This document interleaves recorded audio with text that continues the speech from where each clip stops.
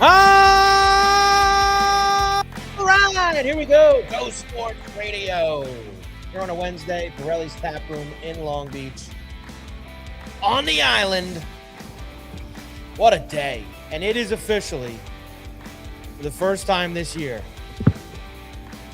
look at this. A Doors Open Wednesday down here in Long Beach. Look at this. A Doors Open Wednesday. Gorgeous. For us here at Borrelli's Taproom. Well, and it's incredible. It really is. Great scene down here this weekend with the Country Fest. I had to ask Tommy how many people left early in the fourth quarter last night for the Knicks and the Cavs. Some left, some stayed, some did leave. They did not believe. The Knicks with a 22-point fourth quarter comeback to take game one for the Cavs. And they will now go on to sweep the Cavs in the series. There is no shot that the Cavs win a game after what happened to them last night. We have that to discuss. We have the Yankees and the Mets. The Mets taking 2 out of 3 from the Yankees this weekend. But the Yankees have responded with a couple wins against the Blue Jays the last few days. Mets, weird game with the Nats last night. They'll try again this evening. We have got Stanley Cup playoffs Final Four beginning tonight. Western Conference Final, Vegas and Colorado. Carolina and Montreal will play game one tomorrow night. Very interesting series, especially from a rest perspective with both teams.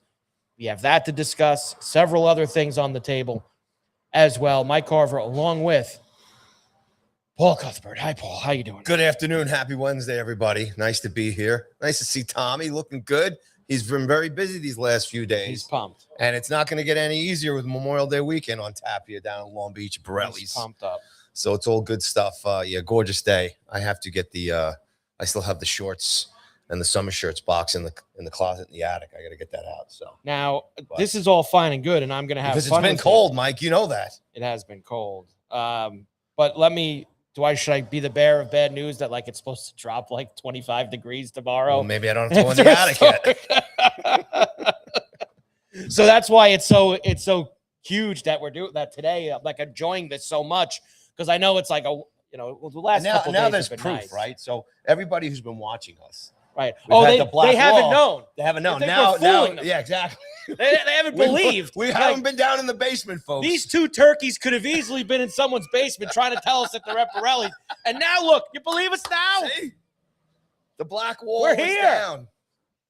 Yes, John. Upset about the Sabres. We will talk about them later on in the show. Very unfortunate that the Sabre season came to an end, but we have to start today with the Knicks because it is a Knick day down here at Borrelli's, and what a performance last night.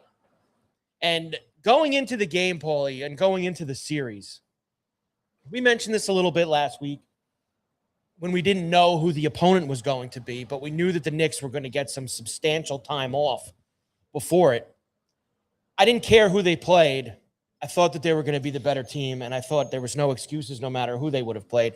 The Cavs, and that series changed so quickly. Like the first 4 games of that Cavs-Pistons series, the home team held court, and then the road team won the last 3 games of the series to get the Cavs into this spot. So going into last night, the thinking is you have one team working on 8-9 days off who was hot as a pistol when they finished off the Sixers in that other series. I mean, 7 in a row, smashing everybody. And then you have the Cavs who are coming off no rest. 7 games with the Pistons, just played Sunday, turning right back around, 1 day off and having to go into the Garden and play the Knicks.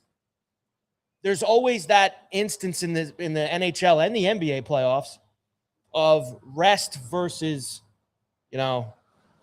going right back in. And we'll talk about that with Carolina and Montreal later as well, which has got one of the biggest I've ever seen in terms of time off.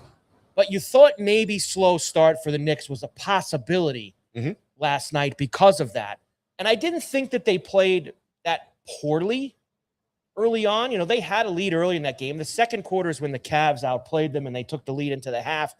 Third quarter, the Knicks really just weren't making shots.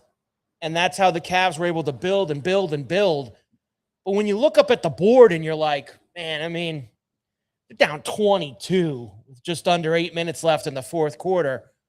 your thought immediately is, all right, the rest hurt them. You lose game one. You're still the better team. Hopefully, you still got a long series to go, blah, blah, blah, blah, blah. And then Jalen Brunson, Paulie, said, nope, hold on a second. I'm going to go off Superman style here in the last 7.5 minutes. And while I'm doing that, we're going to make sure that the Cavs have James Harden take every single shot and miss every single shot because he stinks. And that was another reason that fueled this Knick comeback, and just an amazing job getting it to overtime. And then the Cavs had no shot once that game got to overtime. No shot, Paulie. Yeah, it played out right along the storylines of the rest. Finally, as far as like you could see, the Cavs just didn't have the legs in the end. They were just exhausted. You could see it in overtime too. It was like they basically surrendered. And the Knicks finally got their second win and poured it on, and it's in the history books. I was telling Tommy when I came in here, 22 down. I turned it off. I started doing other stuff. Went to bed. I didn't go to bed. I had the TV on in the background, and I just, decided to maybe be productive and do some other things, and then had the audio on there and heard Bream, and then, points got closer and closer. Bang! Yeah, exactly. And then that's what the hell's going on here. And then slid back onto the island and Bang! Opened up a cold one, and I said, hey, look at this. Look what's happening. Yeah, man, just Speaking of cold ones, Tommy, that 22-point comeback on a Wednesday, come on.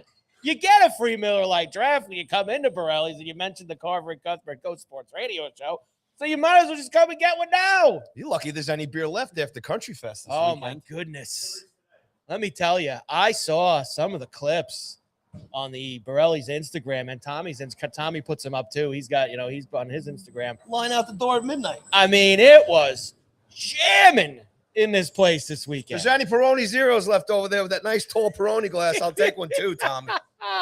I got off track a little bit. But what were we talking about? The Knicks. They came back. I thought, I'm going to get back on it now. Brunson taking over. And I thought that another big key was it, and I know I was making a bit of a joke, but it was very true. There was a combination in that last 8 minutes. Now, they are telling you that Mitchell hurt something towards the end of that game. And that was unbelievable. He was unbelievable for 3.5 quarters. Shit, man. And then it was like he wasn't there anymore at that point. And when you force Harden to have to be the guy, some of his shot selection is embarrassing. And there was another one that I saw brought up this morning, which is so true. It was like 1:40 left. The Cavs were still up 6. And this Mobley chucks up a shot 5 seconds. You could have burned another 15 seconds off the shot clock. He chucked an awful shot up. It's just everything that you need to go right in a spot like that to make a historic comeback like it was working for them. The pressure that they put on him, maybe Mitchell tweaked something and he wasn't himself. There was still other things that were going on.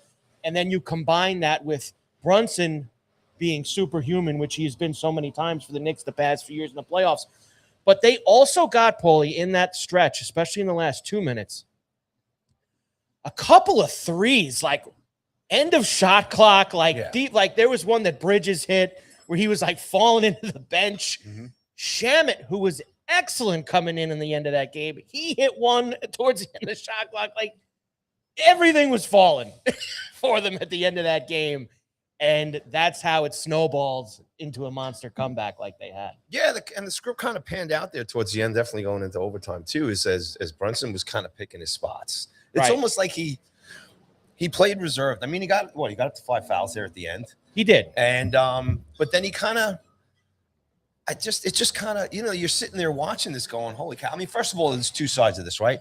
Epic choke, epic failure on the Cavs. Right. And this is a big chance, with 3 games at home in this series to really put the Knicks on their heels, going, even with the next game coming up. And it's gone now. And the Knicks are the better team. And I agree with you with them probably going to a sweep, but big mistake on the Cavs side there. Well, and look, we're obviously looking at this from the Knicks perspective. We're here in New York. We're rooting for the Knicks. We want to see the Knicks do well. If I was a Cav fan waking up this morning and you think back to what happened at the end of that game, Atkinson is a really good coach. I like Kenny Atkinson a lot. Former net coach. He's with Cleveland now. Credit to Brown last night. he Coached the hell of a did- game too. He did an awful job in the last 5 minutes of that game, Kenny Atkinson. He did an awful Timeouts, job. Yeah. You needed to do something to just hold the fort and like calm the game. The game, it was just, like I said, snowballing. It was just rolling and rolling. And like he did nothing. Like I'd even have called the timeout to set up the last shot. When the game gets tied, the Knicks tie the game and you're about at overtime. They had the last possession with 20 seconds left or 15 seconds left, whatever it was. And by the way, that is a possession where Donovan Mitchell, I don't care if he's on one leg, he has to take that shot for the Cavaliers. He has to take that shot. And I understand Merrill got a good look and all. Nonsense. Donovan Mitchell is your guy. He needs to take that last shot at the end of the game. That was another thing that the Cavs stupid, but maybe they could have set that up, Paulie. They would have called timeout and actually settled themselves down and looked at the situation. And you got into overtime. Like you said, they had no shot. Well, I mean, there's a percentage of Knicks fans and there's a percentage of Cavs fans last night that maybe even the coach there, the Cavs too, felt there was just no way with 22 points you really had to do anything. It just didn't look like the Knicks were going to come back. It looked like it was over. Right. And then plus with the talent that you have on the Cavs team and the way those guys stepped up in the first 2 quarters into the third quarter too and kind of took command of the game. There was, I mean, like I said, I kind of turned it off. I said, because it just didn't look like the Knicks were showing us anything. Like it was like, they almost like, I'm joking around. I go, here's the Dolan game. Yeah. but early, not game 2. But hey, look, man, fair play to the Knicks, man, bringing it back. And I think it plays into what you're saying. And we'll get into this with the hockey too, is as far as the layoff, the exhaustion. Right. Because there's no doubt the Cavs were just totally fried. By the time they got into overtime, the juice was gone. Yeah, it was gone. And look, that was, they had a chance to win that game. And Atkinson also said after, I like the way we played. And he also said, I like to hold my timeouts. Well, how you holding them now? Like he had a couple of opportunities there. Why have them? He should have called some timeouts to kind of tend the tide. And I think it was put best this morning. I saw, of course, WFAN legend Chris Russo, Mad Dog Russo, was on ESPN this morning. I guess he is every Wednesday, right, with Stephen A. And he said I didn't know that. He said it perfectly, Paulie. You can't expect the Cavs to beat the Knicks 5 times. And that's what you would be asking them to do, because they had a beat last night. Yeah. Now you're going to beat them 4 more times after that? No shot. Finished, done, over. And I would say there's a good chance the Knicks sweep them now. The only way the Knicks lose this series is if they get lazy. There is and if they don't, no shot that they lose this series. No shot after last night. The question now is, will they lose a game? I don't know. That's the question that you have to ask yourself at this point, because this is as good to go here. Can't let that go warm. Oh, I know. A couple things here. The Bronx Buckeye in the mix, Eddie from Columbus. Eddie! And he says, feels pretty darn good being a Knicks fan in Central Ohio today. Yeah, I would say it probably is a good day to be a Knicks fan in Central Ohio. How about the drought parlay? Habs and Knicks to win it all. Wow, imagine that. So speaking of that, I want to go over this with you real quick. Sure. This is the odds when they were down. Sports Business Radio posted this, and Ben Fox retweeted this. Yes. The New York Knicks were down 22 points in the fourth quarter. One better at BetMGM had 775,000 in ladder bets on the Knicks and ended up winning all of them. Now, explain to me what ladder bets are and run this down here. So a ladder bet is when you kind of, I think you usually for me, it's more in player prop stuff. Like I'll give you an example. Like if you wanted to bet, what's the easiest? Thank you, Tom. You're a gentleman. Let's do this easier with Brunson. Cheers. Like betting the ladder would be like if you wanted to bet, let's say Brunson to score 25 points, 30 points, 35 points, 40 points, and you bet all of his, like you're laddering it up to do it. Now, yes, you could do this with the spread as well, which this better did. Knicks 2.5, 3.5, 4.5, 5.5, 6.5. Now, this is all pregame. And man, that was another thing. Not only did they win the game. So these are all pregame. This had to be.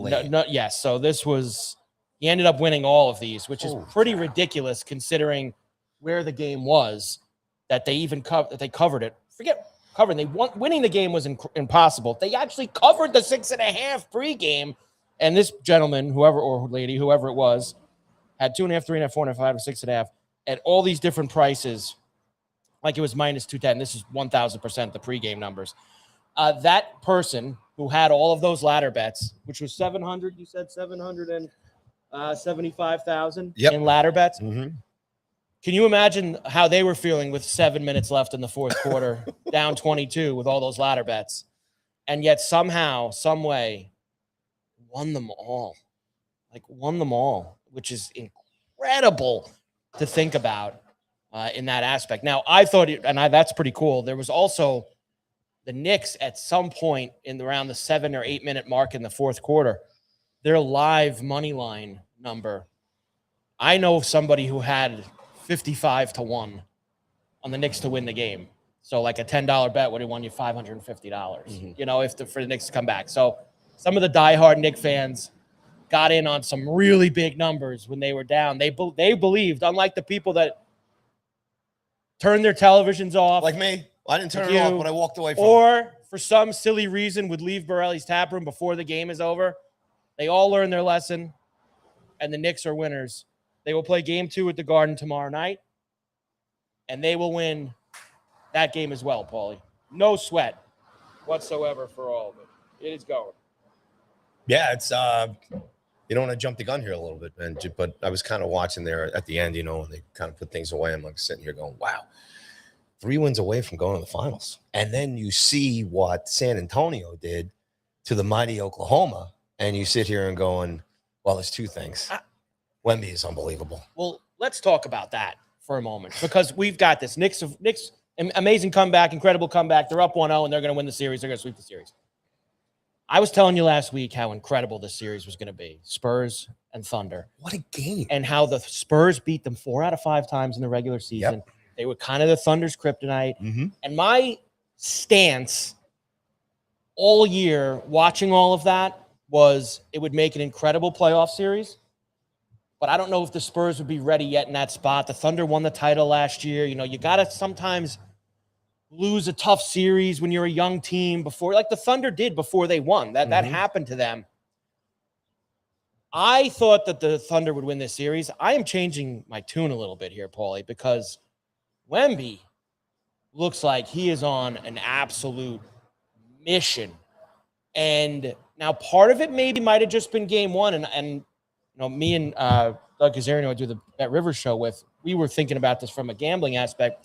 We completely missed this on Monday night, that they were giving SGA the MVP trophy before the game on the court. Yes. And a lot of people, myself included, felt that Wembanyama was the MVP this year, and he finished second in the voting and all that. And Wemby said after the game that it did fuel him watching SGA get that trophy before. And most players will not admit that. I like that he admits it. Yeah. And he actually comes out and says, yeah, whatever, How young is he? How long is he in the league now? This is his 3rd season. He's got to be 21. I mean, it's... Well, his energy when he was dunking, when he was making shots, I mean, he made sure he turned into every camera and let everybody know he wanted. He's 22. He turned 22 in January. Man, dude. Paulie, I know we throw this term around a lot with guys in all sports, and defensively too. He is an absolute freak of nature. We say it about Ohtani. We say it about all these guys. Wembanyama is different. And maybe, as long as he's healthy, maybe he will go and win this year. Maybe he will go and win right out of the gate. Well, I'll tell you what, a guy like him, as good as he is, you need a good support cast. And you look at what Harper did the other night, Castle. And they were missing Fox. Fox didn't play in that game, and they still got great contributions. Now, you would think tonight is a classic zigzag spot to the Thunder to come back and even the series 1-1 at home. I don't know. I don't really want to put anything past Wembanyama right now. He's so damn good. So I think the Thunder win, but I certainly would not feel good laying any kind of points with Oklahoma City against the Spurs tonight. I would not. Well, a couple things. Major wake-up call for Oklahoma, obviously. I think that's a nice slap in the face. They coasted through the first couple of rounds. Sometimes a championship team, needs a little bit of brought down to reality. And I think your ego needs to be checked. That whole thing, like I said, the MVP at the beginning, Wemby coming out and just having an incredible game. But I want to talk. You know me. I'm not watching hoops 24/7. Okay. But the energy in that building and that game, the back and forth of that game, right, was phenomenal. I thought that was one of the most. It was great. I have to say this, even a little more exciting than the Knicks coming back. I know it might be crazy being a Knicks fan and stuff like that, but the back and forth in that game and the fact that San Antonio was in that house completely blew. The fan base there in Oklahoma was incredible, and that's a great arena too, by the way. And to win that game, but the back and forth, PJ, it was an incredible game, and first time ever the NBA East and West Finals, both game ones went to overtime. First time ever, yeah. We are living through history here. And listen, a great start to these conference finals. And Eddie mentioned this. Carver, I know you're not the biggest Knicks fan. Are they making you believe sometimes there's a team of destiny and the Knicks fit that right now? I will tell you, Eddie, and no, I'm not the biggest Knicks fan, but I don't openly root against them as much as I used to. I think I used to root against them a lot more. Now I'm a little bit more. I kind of like seeing, because they're the one team that everyone kind of roots for in town. Because let's be honest, nobody's a Net fan. Okay, nobody roots for the Nets. They're the one team in New York that isn't split. Yeah, like you'll never get a Jet fan to root for the Giants and vice versa. Islanders, Rangers, Devils, Mets, Yankees. Those things never mix. The city rallies when the Knicks. We talked about this with PT a couple months ago when he was here. So I wouldn't mind seeing it, and I've been pretty open with you and that I thought they could make the finals, but they would have no shot against the Thunder if they got there. I agree with you too, because I think it's great what the Knicks are doing here, and it looks like they're going to get to the finals. Okay, but I don't know if they have the ferocity that either Oklahoma or San Antonio have. That would be a problem. I don't know if they can. That would be a problem. But I'll say this: I don't think it's going to be the smash job that I once thought it was going to be. As in, whether it's the Thunder, which I still think it's going to be the Thunder, or even if it's the Spurs, I think that they will have a chance to win the series. And a month ago before these playoffs, because they've played a lot better, I think I would have said they would be smashed if they got to the final. I don't believe that anymore. I think there is a little bit of magic carpet ride, as Eddie mentioned here. I think there is a little bit of something special that they're putting together. And they have very capable group. I don't think they're as deep as the Thunder, and that's what would hurt them in that series, because the Thunder can bring lots of guys in waves at you, and the Knicks really can't do that. But I think if they play the way they've played since Game 3 against the Atlanta Hawks, I think that they could beat anybody. All right, let's go back to the subject at hand that we brought up before the series and Olympic hockey. Do you think now we have to play, looking at the confidence of the Knicks and now feeling that they'll sweep this? Right. Now you kind of look at the other side. You can see how that game was first game one against San Antonio and Oklahoma.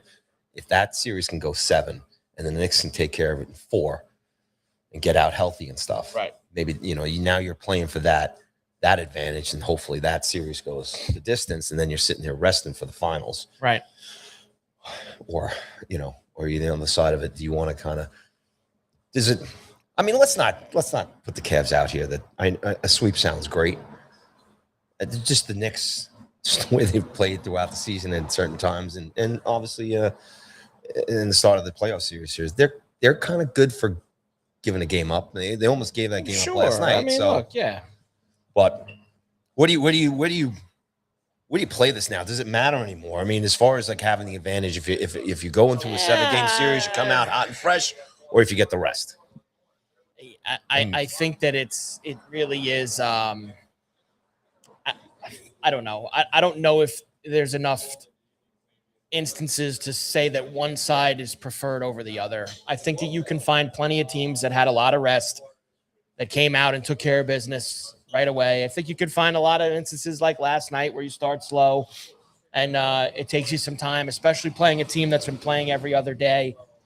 I'm very interested to test this tomorrow night in the NHL with Carolina, because I have to go and look. I don't know what the longest break is in a playoff series, but Carolina's got to be close to it. Well, I'm going to say this. I How would, long they've I had would lean off. towards, I'm all about you close teams out as quickly as you can. You Sure. get those extra days of rest. Especially in the team. And I'd rather go into a series. At the end of if a better team beats you, and that argument comes up, maybe they beat you because you had too many days off. You're a veteran group. I think still want that's- those days off. I still Yeah. want the rest. I still want the healing, to be able to prepare. Yeah. And hopefully that your guys are going to be able to step on the gas a little more. I'll put it to you this way. You ask any coach in any sport, NBA, NHL, go to baseball, go to NFL, go anything. They will always tell you they'll take the rest. Always say it in every situation. So I think that's kind of where you got to hang your hat, in that you would always take it. And you make a great point. If the Knicks are able to kind of snowball that win last night into ending this in 4 or 5 games, and the Spurs and the Thunder beat the hell out of each other, potentially 6 or 7, I do think that there is some advantage to that. I think that it would absolutely help the Knicks. I agree. Especially, I'd love to see it. And remember, you had a little bit of this in game 1 with Oklahoma City the other night too. They hadn't played in over a week. And the Spurs had just played on Friday night. So they really only had 2 days off. Oklahoma City had over a week. They were 8-0 going into that, if you remember. Yeah. They had not lost the game. And I feel like, and now Carolina's in the same situation tomorrow night, being 8-0 in the playoffs, but I haven't played in what feels like months since I've watched Carolina play hockey, and they're going to get back out there tomorrow night finally. So I do think, Paulie, that there is some interesting stuff that we can look at through all of that. Carver and Cuthbert, go sports. What do you got? One more thing on One more thing. What do you got? On the basketball side. Yes. I just want to bring this up a little bit here because it's this bleeds kind of goes back and forth with the NHL and the NBA, but the numbers are quite different in the NBA. So Jason Kidd got fired. Oh, yeah. Did you see that? He had 4 years and well over $40 million left. A lot of dough on his Mavericks contract. And he gets to count all of it. He gets to sit there and count all of it on a beach, which is just so outstanding. Mavericks owner Patrick Dumont reached the decision this week to move on. $40 million left on his contract. Yeah. Eat it up. Now, that right there tells you clearly, the Mavs have made a lot of changes over the last year and a half. I think that Jason Kidd was never, and I don't know if maybe one day he'll do a interview or a book when enough time passes. There is no way in hell Jason Kidd was ever good with trading Luka Doncic. There's just no way in hell he was ever good with it. And it is amazing that in the span of basically 15 months since they made that trade, stunningly, everyone has been cleaned out. And obviously the dopey GM who made the deal, he didn't last very long. Clearly, Dumont wanted to kind of start things over. And I don't think that's the worst thing for them. They got Cooper Flagg last year with the number 1 overall pick. They quickly moved on Anthony Davis after getting him in the Luka Doncic trade. They have a lot of young, controllable assets. I think the unfortunate thing for Kidd, and I don't know if this is unfortunate, although the Knicks, listen, they're 3 wins away from the NBA Final, so I don't think it matters. Kidd wanted the Knicks job last summer. Really? The Knicks fired Thibodeau. The Knicks wanted Kidd, and Kidd wanted the Knicks, and the Mavs wouldn't let him out of the deal. And now, less than a year later, they're paying him anyway to not coach their team. Whereas if they would have let him out to go do the Knicks deal, they wouldn't have had to give him all that money. The Knicks would be paying him all that money. So it is funny how all those things work out. And look, those were reports that were out there. I don't know that for a fact, but reports said that the Knicks wanted Kidd and Kidd wanted the Knicks, and Dallas just wasn't. Now, refresh my memory with Kidd.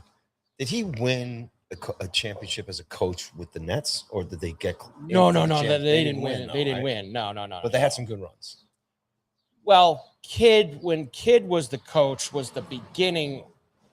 The Nets have had such so Kidd was And there. he hasn't won a championship as a coach or player, right? You'd have to give me a moment. No, he won the one title with. He was on the Dallas. Was he on the Dallas team that beat LeBron in Miami? I'm pretty sure that he did. He was, right, Tommy? He was on that team. Tommy from the fifth row. I'm almost positive that he won one as a player, and that was the 2011 the Mavs, as I mentioned. Okay. When they beat LeBron that year, which was a great, unbelievable upset, obviously against the Big Three with the Heat in that, but none as a head coach, clearly. He was the net coach for the first all-in move that they made. That was the Garnett, Pierce, that net pushed the chips in the middle, and that ended extremely poorly. Then he went to Milwaukee. They won after they won the title, and then he was assistant for a little while, and then went to Dallas after that. So he's bounced around a little bit as a head coach. I don't think he'll be out of work long. He's a name, and an extra $40 million in the bank right now. But sometimes guys like that, when you get chopped, and you can go count money on a beach, that kind of money on a beach, and that's on top of the money he already had. Remember that. Played in the NBA for a long time. Yeah. He's making plenty of money he's counting on a beach for a long time. So, yes, Jason Kidd chopped as the Mavs head coach. All right, Carver and Cuthbert, Go Sports Radio here, Borrelli's Taproom in Long Beach on the island on a day where, yes, it is a doors open Wednesday here down at Borrelli's Taproom, which we absolutely love. Always love when the doors can actually open. Why don't you tell us, Paulie, everything that's going on here, because not only do we have Nick watch parties, I am sure that Borrelli's has things lined up for, what do we got here? Memorial Day weekend coming up this weekend? You've got to be kidding me. It's here. All right, once again, we are broadcasting live every Wednesday and Thursday afternoon, 12 noon to 1:30 p.m. Come on down and join us for sports lunch. And if you walk in the door and mention CNC Podcast, not only during the week, anytime, you get a free Miller Lite draft to start your session here at Borrelli's. Once again, 912 West Beach Street in Long Beach. Go to Borrelli'sTaproom.com for all information and directions. So, Borrelli's is always happening, as you know. Congratulations to Anthony Gall and the whole crew here at Borrelli's for a successful Country Fest weekend. It was 3 days and nights of country music, and this place was packed. Check out Borrelli's Instagram, and you'll see all the clips and the videos. Just a great gathering of the country music community here on the South Shore, Long Island here in the great city of Long Beach. So good stuff. So here's what's going on. It's I'll get into all the Memorial Day weekend stuff in just a couple minutes here, but it is Wednesday, and we return to music theme nights. And tonight, the U2 Tribute New Year's Days is going to be here tonight. Doors open around 6 o'clock. Come down for dinner. It's a $21 drink special, half-price bottles of wine and drink specials. And the band goes on around 8 o'clock. Free admission, no cover. Coming down, the greatest hits of U2 tonight. Next week, to close out Memorial Day, will be the Bruce Springsteen theme night. So come on down if you like the boss. Come down for the greatest hits of Bruce next Wednesday night. Okay, let's see what else is going on here. Comedy. Let's let you know about all the comedy shows that are coming up here real quick. Billy Gardell is going to be here on June 1st. Just announced Mark Norman is going to be here on June 2nd, following night. James Freed, June 29th. Joe List will be here at July 14th. And Chris DiStefano will be here on August 5th.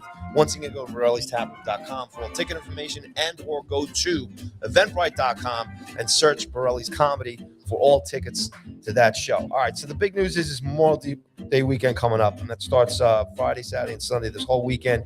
You got live music with Tim Quinn on Friday at 7 o'clock, followed by DJ Quill. And then on Saturday, you've got Sean Jacoby and Ryan Scarano. I mean, just make a little bit of noise here.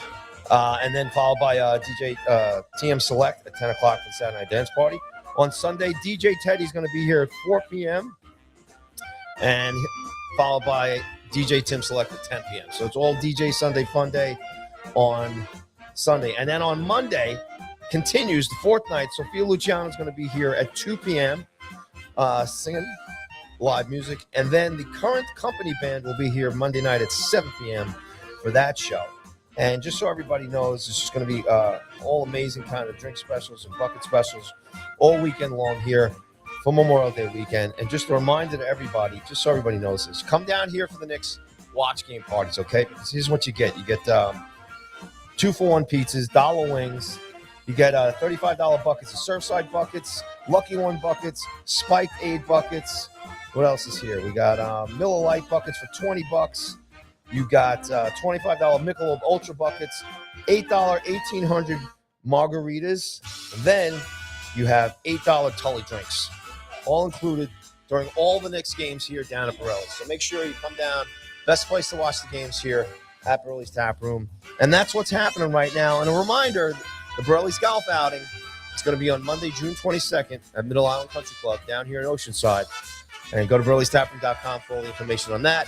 And you have an option to get a foursome in there, play as a solo golfer, or if you don't want to do the golf, for $75 you can come back here for the evening part of it, for dinner and open bar and everything else. So it's going to be a great day on Monday, June 22nd.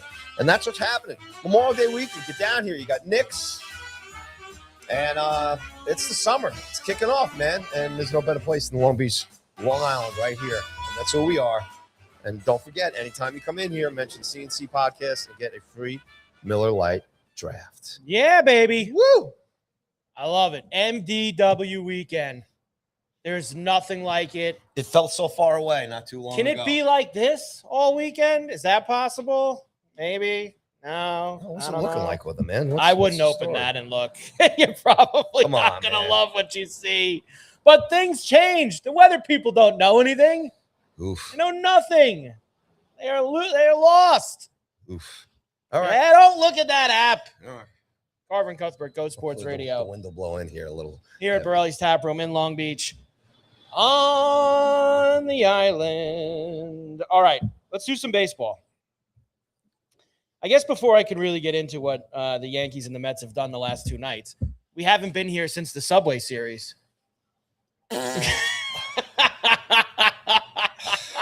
Come on. Mets take 2 out of 3 from the Yankees. I'm still trying to figure out how they lost the game on Sunday. It took me a little while to try to put all the pieces of that together, especially when you had the immortal Tyrone Taylor hitting a homer to tie the game against them. And that's he'll be right out. He's coming out, Tommy. Tommy's right there. The immortal Tyrone Taylor hitting a homer. Bednar with a rough weekend. All of it happening. What can you do? I don't know. Bednar's probably look better in an old man's softball league. He's had a rough couple of outings here. He has not had a good. He's public enemy number one. But I'm going to tell you, you don't want to be the closer on the New York Yankees, man. It is a bad spot to be in. Just really ask Weaver, ask Williams, and now ask Bednar, man. You really don't want to be that. I don't disagree with you, but there is something that has come up in the last week that, and even in these games that they've won against the Blue Jays, and this will be the problem. And last year at the deadline, they went and tried to revamp this whole section of their team, and they tried their best, but their bullpen is a cause for concern, especially when we get into. And look, there hasn't been much to complain about. The second half of your lineup can't hit the ball. When you get they score enough runs to win. Do that. Most nights. There's Rice is an animal. I love Rice. Rice is an animal. He really is. But their bullpen stinks. Okay? It's bad. And it is going to burn them in a big spot. And a lot of it has been masked so far this year because they've had a lot of these games where they have bullied and added on lots of runs in the 6th, 7th, and 8th inning. And you get tight games like you had on that Sunday game against the Mets. I'm very leery, Paulie, of what that bullpen's going to do in a big spot. Very leery. Well, you're also just losing the bad team. I mean, the Mets are a bad team. I mean, that was the other side of it, too. I mean, you just, again, I hate the interleague games now. And then it's just, like I said, look, no offense to all Met fans out there. I'm just not a Mets fan. I'm not a big fan, and I hate it even worse when they beat the Yankees. And congratulations, and it's wonderful for you guys. But it's just salt in the wound as the Yankees. The one thing that you could say, at least the Yankees have done now here the last couple of days, is they've responded, right? But again, okay, but they're playing another bad baseball team. Well, that's not a bad baseball team. They're a bad baseball team. The Toronto Blue Jays are a bad baseball team. They're not. They're really not, though. And I understand their record says that you're going by their record of 21-27. They have been hit probably with more injuries than anyone else so far this year. And that listen, excuses. Which currently makes them a bad baseball team. This is a team that kicked the Yankees' ass left, right, and center last year. Yes, that was last year. And you have to, give them a little credit for coming out the last 2 nights and getting some wins over them. And especially the way they did Monday night. They get down in the game. You get, look, Belly and your boy Jazz with a couple of 2-run homers late in that game on Monday night. And then, of course, last night, they get in the 5th inning was the Rice homer that put him up 5-3. Which we love Rice. He's just an animal. I'm more about don't you start getting soft here on the Yankees. I think that's more important. Don't get what soft. They've done the last 2 nights against the Blue Jays is more important to me than losing 2 out of 3 to the Mets over the weekend. Yeah, I agree with you. So. Yes, because it's back to regular league play, and they're getting full games instead of half games. Right. And the more you can push the Blue Jays down to the bottom of the division, the better. And they can hang out down there with Boston. And then, you got to still compete with, we got Tampa Bay coming up in this stretch too. So, I mean, this upcoming schedule is, let's see what they got here. It's a big weekend, Yankees Rays. Yeah, and make me forget about the Mets series. But man, there's so many guys on this team that just need to produce. And there's a couple of guys on this team that probably shouldn't be on a Major League Baseball team. Like Austin Wells. Well, like one thing that they are going to get is they're going to get Cole back. Okay, Friday, right? Friday night against the Rays. Interesting spot to bring him back, obviously, against the team that's ahead of them now in the AL East. That was the one, I guess, downside to this week. It was that the Rays blew by him in the AL East, and it feels like the Rays never lose. Like losing. Rays do not like losing. And the Yankees had that attitude. And the Rays are 3-0 against the Yankees this year. They swept them in Tampa earlier in the season. Mm-hmm. So big spot. Look, Cole, I'm sure there's going to be pitch game. You're probably going to go a couple innings, 4 innings, 5 innings, whatever it is, just to get the feet wet. But I don't know. With our bullpen, you got to run them. That's a big series this weekend against Tampa. Pitches all 9. But they still got to get through tonight and tomorrow with Toronto. They have Schlittler going tonight.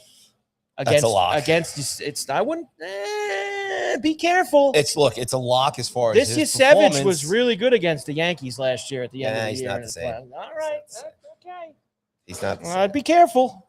Well, I mean, I was just going to try to finish here. It's a lock for Schlittler if the Yankees can put some runs up. But then again, like I said, we've got some big problems. Everything around, Rice, Judge, and Belly. It's like you don't know what you're going to get.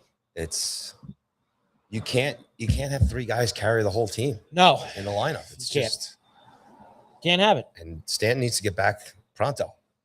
Stanton needs to get. Well, look, I know you want a bubble wrap, but bubble wrap till like late August, and then he just can miss watching the guy get up to the plate. 6 weeks. My favorite Yankee. I need him. So you haven't. You're not a fan of the Spencer Jones experience so far. It hasn't really done anything for you. I'd like to get one more of these, whether it's tonight or tomorrow. Take 3 out of 4 from them. That would be ideal for me. You always are a little greedy with the sweeps. They need to sweep every series. They need to win every game. They need to never lose. I'm not greedy like that. I just want, like, even this weekend, you'll probably want to be greedy, and I'll just say, just take 2 out of 3 from Tampa. That's all that matters to me. Just take 2 out of 3. Prove you're a serious baseball team. Everything will be all right. As far as and by the way, the Yankees now 3 games back. Now they're 30-19, second best record in the AL, but they're 3 games back of Tampa, who's 32-15, and they are playing the Orioles again this afternoon at home. Well, with you posting the record there first before we go over to Queens. I think the record's significant. No, I know, but what I want to ask you is, how's the rest of the American League now? Have other teams now? Do we see anybody else picking up some mojo here? Is anybody else? What a mess. Oh, my Central's God. a disaster. And the West is a mess, too. All right, so nothing's really changed there. So you got... Central's a disaster. You got the Rays and the Yankees. So Cleveland's got 28 wins. But other than that, they're pretty much over 6-7 games better than most of every other team in the AL?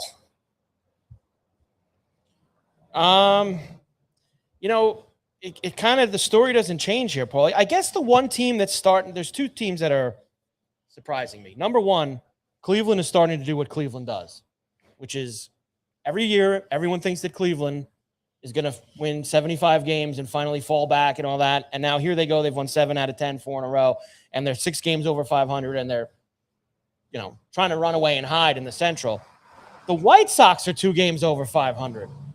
And that's a great story because the White Sox have been pathetic for the last 3 or 4 years. This Murakami has really charged 3 or 4 decades, but this Murakami has really charged them. Story. And they've gotten pitching. Some of these guys in their staff that are no names, Davis, Don't Call Me Dean Martin, and Sean the Burke, the goalie, not the goalie from the Devils back in the 80s. Very good. They've gotten some guys who have really stepped up and done the job. So those two teams are interesting. And, man, Detroit, they had a lot of expectations this year. And I know Scooble's gotten hurt, and they haven't had him, but they are having there's still time for them because the American League's so bad, but they have had an awful start to this season at 20-29. The Tigers have. They have had a real bad start. So here's your American League. Let's go to the Mets now, Paulie, because the Mets deserve some kudos here because they really have played a lot better since they started that West Coast trip a couple weeks ago. That was kind of when they hit rock bottom at the start of that West Coast trip, and they've really climbed their way back. 6-4 in the last 10. 6-4 in the last 10, but 2 out of 3 against the Yankees. They swept the Tigers before that. Still miles behind the Braves. I understand, and they're still 7.5 back in the wild card in the National League, but they're chipping away slow. Now you don't want losing games like last night. On Monday night they had the game where they scored the 10 runs in extra innings, and they blew that game open. Last night they got out to a big lead, and then they let the Wood Doctor have a inside the park grand slam with the ball that goes off the wall, and they never really. The term "bad news bears" was used a lot yesterday in describing that Met loss. Bad news, yeah, I guess. Just so many errors, so many mental breakdowns. I could see that. And I think the game before where they put up the 12 runs or whatever it was, I think the Nats, they didn't have the pitchers. I think they had guys throwing softballs into them and all that other stuff because the Nats didn't have anybody to put out there on the mound. But, I mean, if you're a Mets fan, like I said, I think it's just going to be an incredibly long season. I don't think you have any juice in that lineup that's going to get you on what they need, which is like a 8, 9, 10 win run. I just don't think it's going to happen. Most of their schedule, I believe, that they've played has been against subpar teams. I don't even think they played the Braves yet. They haven't played the Phillies yet. Right. They haven't played any really good teams yet. And this is a big stretch, like this Marlins, like they're playing a lot of Nats and Marlins the next couple weeks. And that's an opportunity for them to win some games and try to slowly climb themselves back into the mix. But when they don't take care of business against these teams and they lose these games, Atlanta and Philly's going to crush them. I mean, when they play San Diego and LA, they're going to get crushed. Like I said, they're a very. You're just basically. I'll use a term from Rangers coach Sullivan. You're hand waving them. They're a very fragile group. You're hand waving them. You're basically saying. Absolutely. I tell you what. Give me something. Give me a marker at some point in the season, I will put a Met hat on in this show. Give me something, and I'll agree to. But as far as I'm concerned, nothing's happening this year for the Mets. I mean, look, I don't generally think that they can, get completely out of the hole. But to say that their season's completely over at this point, I'm a little writing it down. You know what the problem? There's a lot of games left. Fork in them, and you're starting to see a few guys give you some signs, Bo with a couple homers the last few days. And look, I don't like soft Mike here. I don't like this. He's being a little soft on the Yankees. You're being a little soft on the Mets here. I think they just, you went to Delaware. What the hell happened to you? What happened to you? Let me tell you. They softened you up in Delaware, didn't they? I never been to one of those things before. Yeah, you need another good 2 weeks back here in New York to get you I never Harden. realized. Angry again. You know, you watch that stuff on television, you never realize how fast they're going. Well, that and and how fast they're going, is. how fast and how ferocious is. Because I was down on the infield for the Friday night where the trucks went, and then Saturday I was down there for a little bit during the Bet River. You know, the Bet Rivers 200 was at 4. I went down on the infield beforehand to do the show, and then I went upstairs and kind of watched it from above with the full track view. But when I was down on the infield, you have no idea. You ever been to one of these things? When I was younger. Okay. It is so damn loud. Oh, yeah. Well, that's why they're always wearing that. Well, I wasn't wearing them. So I'm walking by, and they have like this little thing that goes over the track to get out of the infield. Mm-hmm. And the cars were raced. The truck race was going on Friday night when I did that. Boy, I thought my ears were going to bleed. Yeah, you like can't. Nobody told you? They told me, but like I'm like, buddy. yeah, you know, come on. I mean, I'm going to be. Listen to the pros, man. It was. I mean, I stood there and went, whoa! Yeah. Like it was really. It's worse than an Aerosmith concert. Blasting, and it was, and I thought my ears were like, it's not healthy. But it was really cool. I think that's what's happened now. A bit of your brain is mush, and that's why you're soft on the Mets and the Yanks. It was very cool. They've changed you. Yeah, I'm sure it was. I enjoyed it. And good run of shows. Everything went well. Good run of shows. Yeah, had a good weekend. So now, do you have NASCAR guys? I don't have NASCAR guys. You didn't meet any guys this week? I asked a few guys. Like I obviously for the show, I wanted to have a driver to bet on for the race. So I asked around some of the car people there, and car people there. Well, no, there was car people. I don't have car people myself. There was car people at the race. Like the race has car people so there. You didn't put them in the phone. No. So now that you have car people to lean onto. No, I wouldn't even know their names. They were just people at the track that I asked, like, hey, who do you like in this? Who's good in this race? Who's the guy to watch for? Who's the guy to? I didn't even necessarily tell them I'm betting on this or whatever. Like, who should I look for in this race? And I got some names, and then I did the work from there. That was kind of what I didn't want to go in just completely blind. No, you can't. So car people, and by not my car people that were at the race. And I saw them in the hotel. I saw them on the infield. Were the car people nice? Did you find the car people nice? Great people. Good people. Great car people. There you go, folks. Car people are great people. They're great people. They really are. And it was a fun weekend with them, and I would absolutely go back. I wouldn't make it a weekly, that I wouldn't be in, living and breathing it, but I thought it was a cool thing to go to. Well, Delaware's a nice state, especially on the coast. Delaware's a nice state. Vacation there often. Yeah, I could have did without it taking 5 hours to get home on Sunday afternoon, but that's what happens when you leave in the middle of the afternoon and try to get through New York. Everybody coming back to New York who went down south is coming back. Correct. So that's kind of my own doing at that point. So good weekend all around, and I am not being soft on any of the New York teams. When I am ready to drop the hammer on one of them, show knows right now. I will do that. Well, let me ask you something. We haven't been here in a week. So since last Wednesday, they swept the Tigers. They took 2 out of 3 from the Yankees, and they've split the 2 games with the Nats. What do you want to yell about? What do you want to be upset about? I'm not yelling about it. I'm just, the thought was, But you asked me, do I still think they're done? I said yes. Because they're showing signs of playing a little better. They're playing bad teams. But that's part of the game. That's part of the Yankees aren't a bad team. They're 30-19. Right, they took 2 out of 3 from them. When they play San Diego, LA, Atlanta, and Philly, let's talk about the Mets then. All right, okay? fine. Fair enough. Like the Yankees are going through this where they've played very well against below 500 average teams, and they've lost all the teams that are good teams, lost series and so on and so forth. Then they play a lousy team in Queens this past weekend, and they don't get the job done. And now they're playing a bad Toronto Blue Jays team, and yes, they got 2 wins so far, and that's what they should be doing. Let's see where the Yankees are after they play Tampa Bay. Fine. I don't know what you want to say. It's fine. Is Boone still the manager? Yeah, he's still the manager. Still the manager. Carver and Cuthbert, Go Sports Radio, down here at Borrelli's Taproom in Long Beach. Hold on, one more thing. On a doors open Wednesday. I got to ask you, do you think Austin Wells should be in a Major League Baseball lineup? No. Stinks. Thank you. There you go. You wanted something out of me? They should send him back to Scranton. And what about a Scar? Stinks. So we have 2 catchers that are no good. 2 soft-hitting left-handed catchers. Yes. Got to start looking to see who's available out there come trade deadline.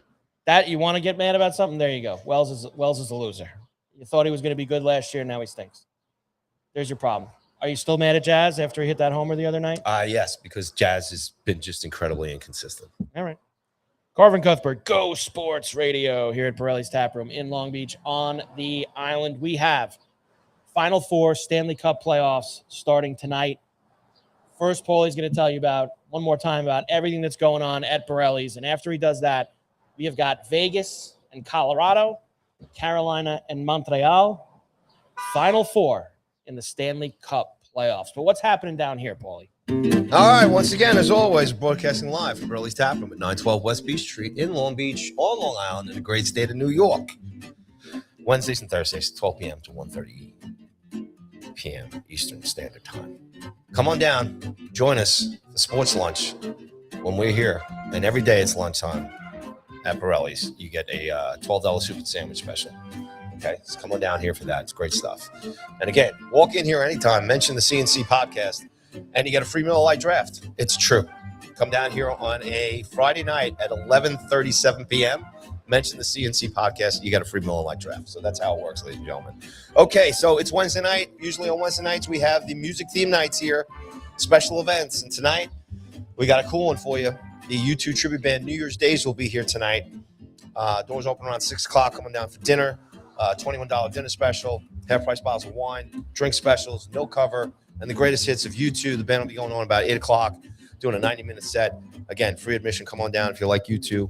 Join us here tonight at Borrelli's. Next week, it's the return of Bruce Springsteen night. Same thing, all the specials, 7 o'clock start, and the greatest hits of Bruce Springsteen next Wednesday night. And then there's a lot of great music theme nights coming in the Wednesdays in June, July, and August for the summer. And we'll let you know more about that tomorrow, maybe next week as well, too. And always go to Borrelli'sTaproom.com and find out what's going on. All right, a little quick thing before I get into the Memorial Day stuff, and that's the comedy nights coming back here. Now, June is upon us here, a couple of weeks. We got Billy Gardell on June 1st. Mark Norman just announced on June 2nd. James Freed will be here June 29th. Joe List will be here July 14th. And Chris DiStefano will be here Wednesday, August 5th. All tickets available at Borrelli'sTaproom.com. Click on events or go to Eventbrite.com and search Borrelli's Comedy. All right? Now, Memorial Day weekend. And I'll tell you, the best place to go for all the Memorial Day weekend specials here at Borrelli's is their Instagram account, and that is at Borrelli's Long Beach. But like I said, we got great live music starting all weekend on Friday. We got Tim Quinn at 7 p.m. And then we have DJ Quill at 10 p.m. on Friday night for the Friday night dance party. On Saturday, Sean Jacoby and Ryan Scarano will be here at 7 p.m. doing the live music, and then followed by DJ Tim Select at 10 p.m. for the Saturday night dance party. And then on Sunday, DJ Teddy will be here at 4 p.m. and then followed by DJ Tim Select at 10 p.m. So it's Sunday fun day dance party all weekend long here at Borrelli's Taproom. And then on Monday, everybody will be off. Hopefully it's going to be a beautiful day. Come back from the beach. Sophia Luciano is going to be here at 2 p.m. for the live music, followed by the Current Company Band at 7 p.m. So you got all that going on and all kinds of bucket specials, drink specials for Memorial Day weekend. And don't forget, come down here for what Mike was saying, there's only 3 games left in this conference finals.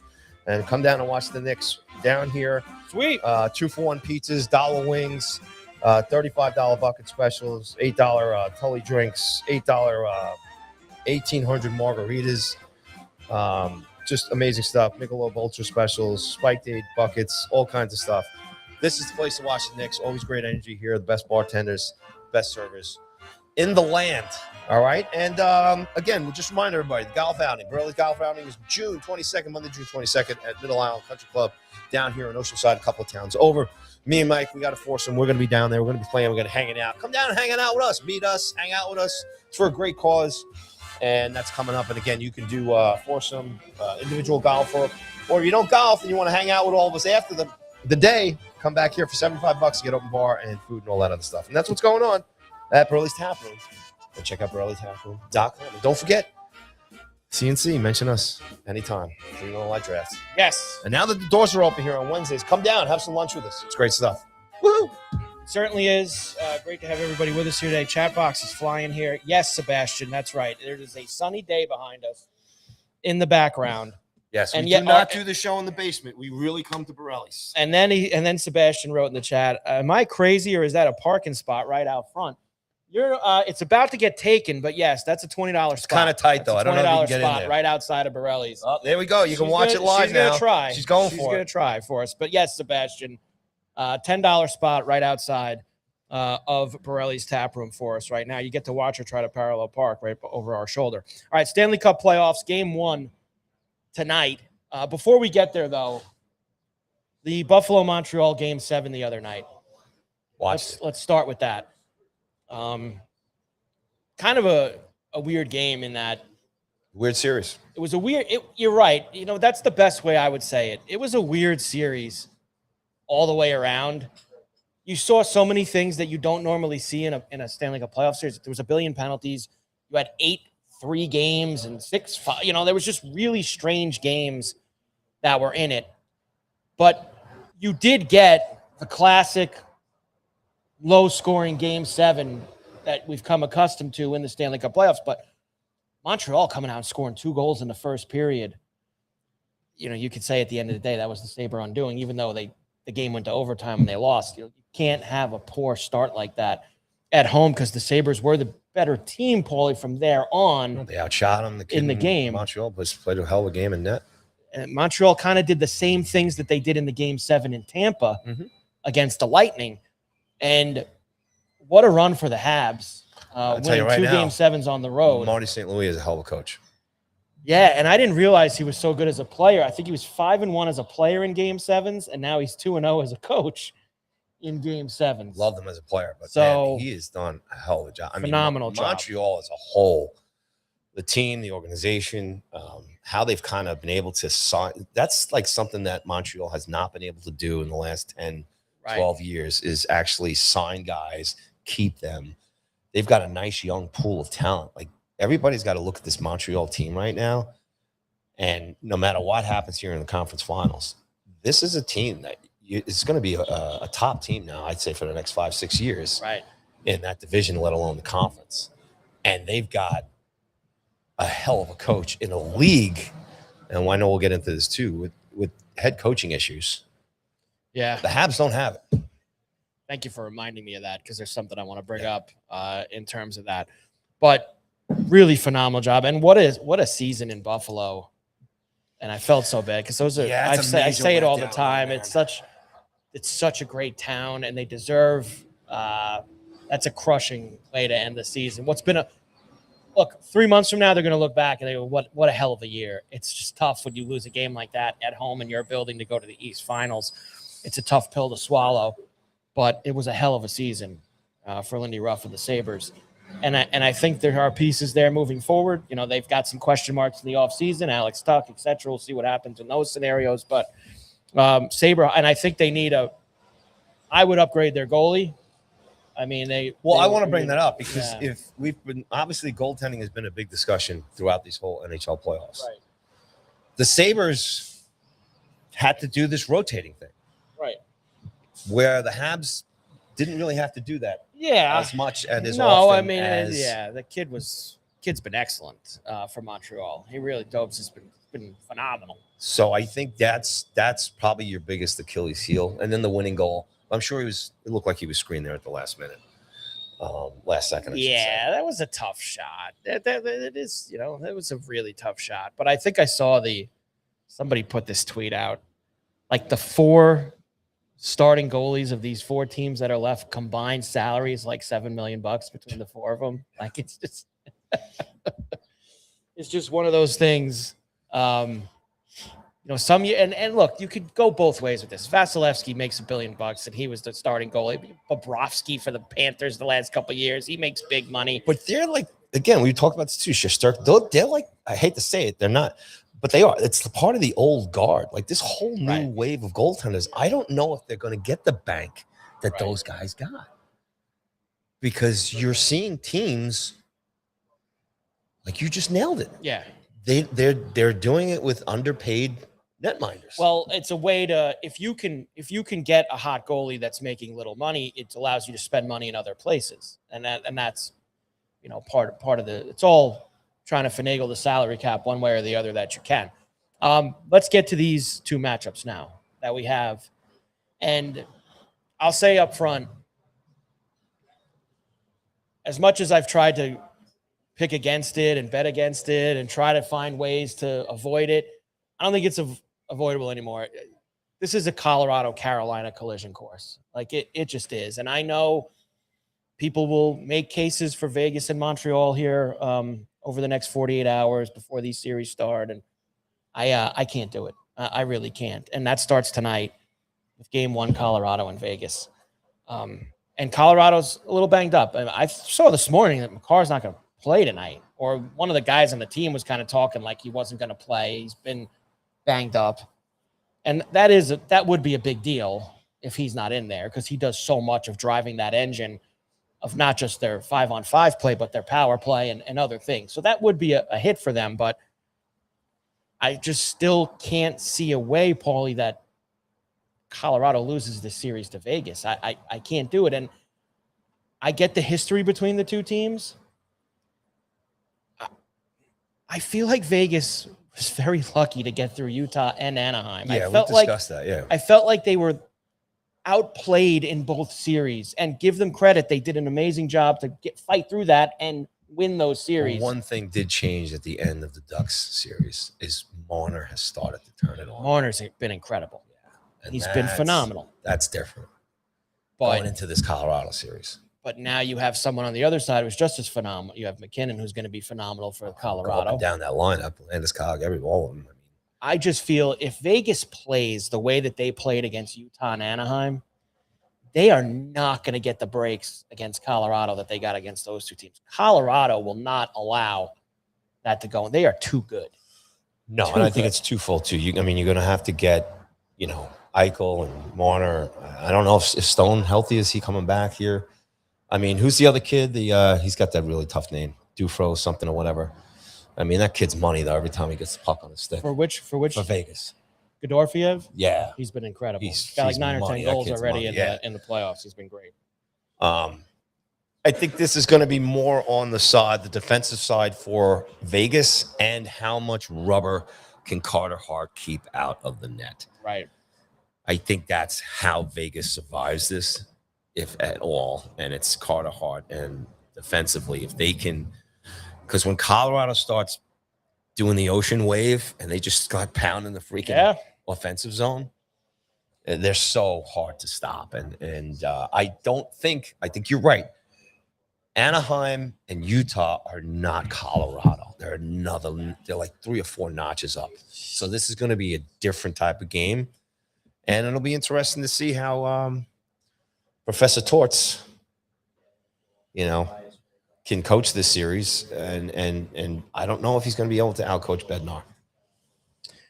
And you could see with them, maybe we'll get into it too, Torts just the whole mental thing with the freaking press conference. I'd like to get to that now. Just when it seemed Torts was just kind of doing his thing and having a good run here. Keeping it quiet. You can change the team, but you can't change the man. I know people thought that the league was a little harsh with the penalties, and they announced yesterday they are not they will not lessen those penalties. They did the appeal process. They said, no, this is what you're getting. Because it was look, you got to do post-game media. Like, you have to do it. Even if you stand up there and half-ass it, like you got to do it. It's part of the job. It's part of the gig, especially, Paulie, after a series clinching game where a series ends and you're moving on to the next round. And I know they were upset about the suspension and that's why they did it and all that nonsense. You know how many awful suspensions there are and calls throughout the season and have happened in playoffs in the past? The one thing I'll say about this, and I'll let you finish, is that the NHL here, and I give them credit, you cannot put in one team or one coach or one owner cannot and never will be able to put themselves above the league. Never. Like, then, well, I'll show you. I'm not going to go do the media stuff. I'm not going to, bring you guys into the locker room. We're going to make a stance here. The NHL don't play that, because you cannot embarrass the NHL. You can, Gary does his thing, and love him or hate him or whatever he's done for the game and so on and so forth. But him and Bill Daly and the rest of that crew, you are not making them look bad. No, Not you're happening. not. It's not going to happen. And And it they sounds are tight like with that owner. it sounds They've like given them everything. Yeah. No. They let them that whole thing with the injuries and they've played. They've gotten away with murder that team. And you can make a case that no one before or even after, I don't think Seattle did either, got the kind of advantages that they did in their expansion draft. They needed that market to be good immediately. Needed, and they did everything in their power to make sure it happened, and they did, and it's worked out. And they have cut corners on some things, and the league had to have a little bit of a stand here. And this sounds like, from all reports, was a Torts thing. Torts is the one that spearheaded this, and he's the guy that did it. And you're right, it was a little out of control because he's been very, this has been a. Who does he think he is? He's Torts. Throwing himself on the cross, and I'm not going out there to do media. I mean, just when I try and get back on Torts bandwagon, because they made a massive mistake with that. But they, believe it or not, Paulie, grow up. They have that organization has actually done something worse than that over the last week. They have done something worse than what they did with the post-game media with the Anaheim series. The fact that they are not allowing Bruce Cassidy, who they fired Bruce, and they said, we don't want you to be our coach anymore. They are so petty that they block him from talking to the Edmonton Oilers, that they block him from talking to the Los Angeles Kings because they are division rivals. It is gutless, it is pathetic, and it's not right. Well, and what's the backstory there? Why would they do that? Was it that bad for him to get fired like that? Something must have happened behind the scenes that he's rubbed that ownership so bad that they won't let him go get a job. And look, I get it. They are their direct competitors in the West. I understand all of that, but you fired the guy. Let him go get another job. Like, what would you block that? You didn't think he was good enough to coach your team. You got rid of him. It's not like he left them and retired or something and now wants to go coach somewhere else. You fired him. Yep. Mm-hmm. Another team wants to just talk to him, not even hire him, talk to him. And you're not allowing that to happen. Oh, and they got to please let Edmonton talk to him before Laviolette gets the job, please. From Vegas. And Vegas is not a lot of. See Laviolette? He's out there. Why? They're pushing him for the Edmonton job? He's getting interviewed. Just the fact that he's out there looking for work at this point. He should be interviewing everyone. But I thought that was very, very poor taste by Vegas. Two things for Vegas this past week. Very, very poor on both ends. And there was a sham of an apology press conference. Oh, yeah. It was not. The GM, McCrimmon, yesterday tried to give we shut up. Go away. Colorado sweeps them in four. And there was a national poll taken that Vegas is now the most hated. I'm not surprised. Most hated team in the think NHL. The traditional fans, and I'm talking like fans in original six cities, especially ones that haven't won in a very long time. Your Torontos, your Montreals, Rangers, Boston, fans in those markets, they really hate Vegas because like we said, they were given a lot of advantages to have a really good team right away. They've been to the Cup Finals, 3 times in the last 3 since they've come into the league. They lost their first year to Washington. They won the Cup, and then they lost to Florida. Didn't they lose to Florida another time? They went to the finals. They beat who they beat in their champion, their Western Conference, their Stanley Cup. Well, they won with Cassidy. Or did they beat Florida the first? Did they beat Florida? That was Florida's first year. The Stanley Cup as a head coach with them. So that was the year they beat Florida. Then Florida won the next 2? Yes. Right, okay. So they've been twice. DeBoer, they lost with DeBoer. Lost the first one. And then I don't know who was coaching them against Washington. Wasn't DeBoer later? I don't know. Well, the first year was Gallant. Somebody look it up. Gallant was the first year. Yes, exactly. Now you're right. So they lost with Gallant, they lost with DeBoer, and they won with Cassidy. Yes. 3 times in the finals. Cassidy was 2. I was 2. Oh, they won twice. Lost to Washington the first season they were in, and then they beat Florida. And Cassidy was the head coach. Sure, yeah. Yes. All right. DeBoer was on the teams that lost in the years before that, before Cassidy got there. So That was 3 years ago because Florida went 3 years in a row. Yes. They lost the first year to Vegas, then they won the next two, and now they're out this year. Done. So Probably done for a long time. Fans of Big Mark, they don't like Vegas because they've been given so much so fast. And you got a team. Stone would play dead for a while, and then he'd come back to life. They circumventing the long-term IR and all the other stuff that they have done. Excellent. Throughout their way. Montreal and Carolina. We mentioned this kind of at the top of the show involving the Knicks with how much time they've had off. Carolina is going to have an unbelievable amount of time off. I believe that by the time they play Thursday night, it's 12 or 13 days, I guess. Yeah, definitely 12. And yeah, definitely. Now, look, it's not like they're getting Montreal off of one day. Montreal played Monday, so they're going to get 2 full days of rest before going into it. But still, this is a monstrous, rest versus rust type of situation for the Carolina Hurricanes, who are 8-0 already in these playoffs and have done it. Listen, you got to beat who's put in front of you, but a nice road they've had with Ottawa and Philadelphia. I don't know what to expect. I think they win the series because I think Montreal is going to run out of gas here after 2 long 7-game series. But I'm interested to see how Carolina comes out tomorrow night in game number 1. If you're watching the Habs, you can't really rule them out.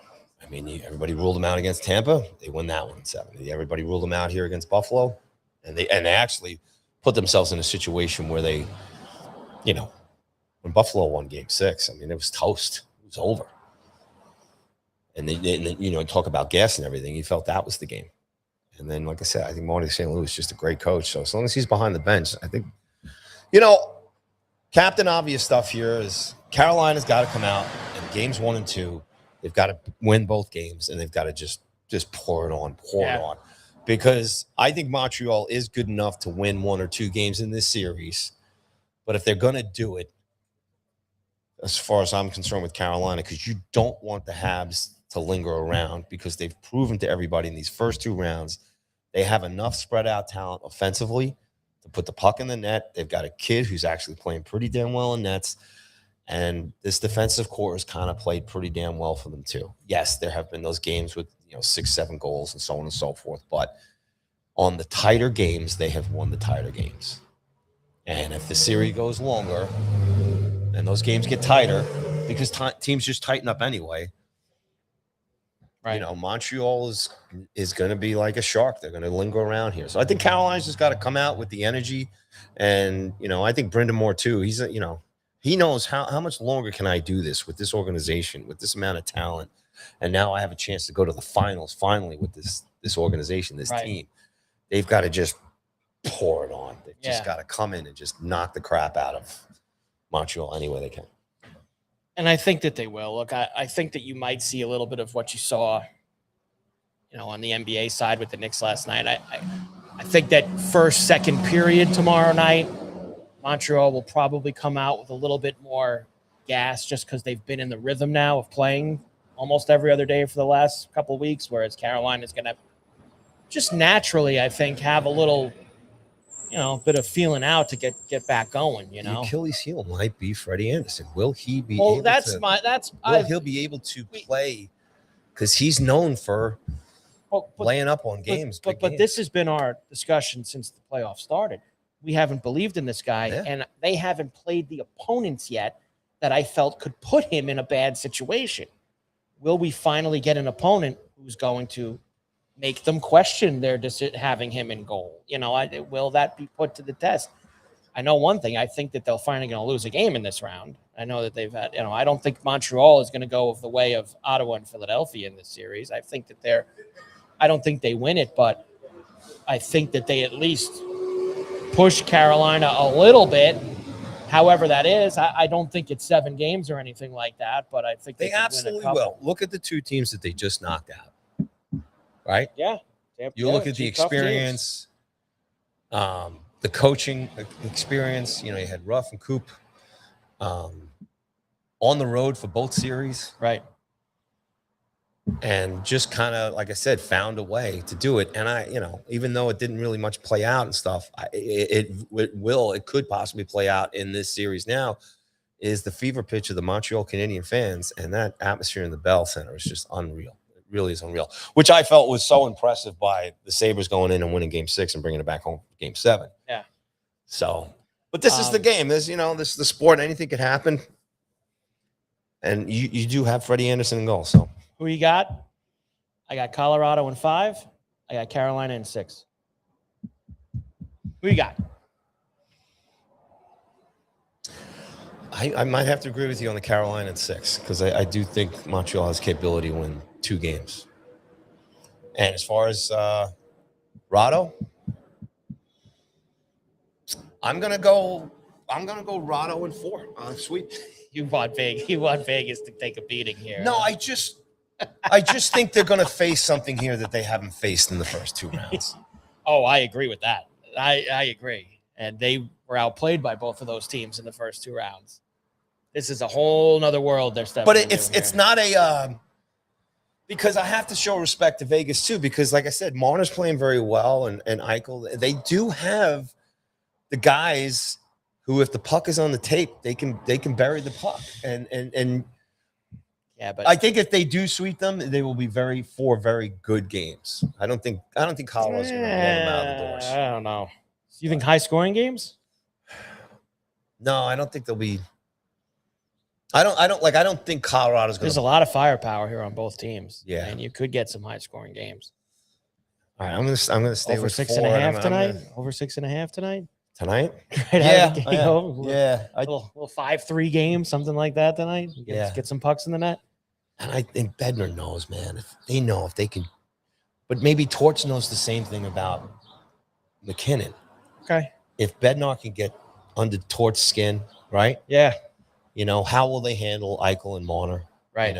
And then how will Torch handle McDavid and Landeskog and McCall and everything else? And should be, we could be dead wrong. It could end up being a long series too. You never know. Right. Carver and Cuthbert, Go Sports Radio here. Doors open Wednesday at Borrelli's Taproom in Long Beach on the island. I don't know if tomorrow when we're back at noon, we'll have a doors open Thursday.